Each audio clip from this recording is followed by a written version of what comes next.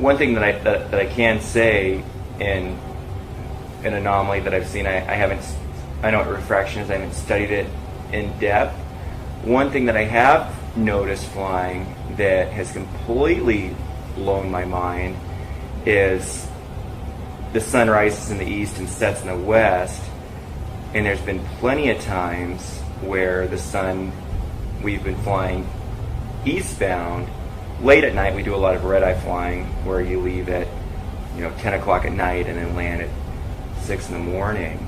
But where the sun is set and you would actually, where it's just set on the other, set in the west, and then you see a little glimpse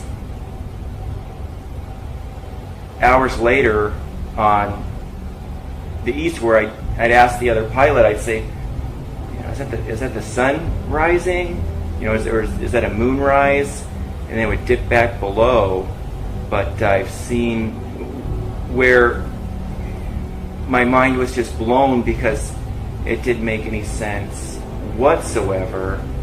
And then we'd take our little Apple or Android star map out to find where the moon was, and it wasn't there.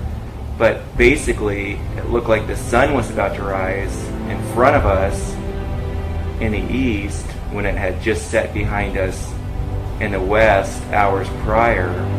And then, of course, 6 hours later, it would rise in the east. But basically, I've seen just positions of the sun where it shouldn't be from that altitude. It was the sun rising on the other side of the earth when it was supposed to be in the west. What I'm saying is, when it was setting in the west and we were flying east, that a few hours later, our view is about 180 degrees. Sure, often it would be a little more northeast, not directly in front of us, but then it would stay dipped below the horizon when it would rise and set when it was supposed to be behind us. And I'm not sure if that's exactly what you're asking, but one of the anomalies I've definitely seen is the sun in the position that it was not supposed to be in a round Earth model.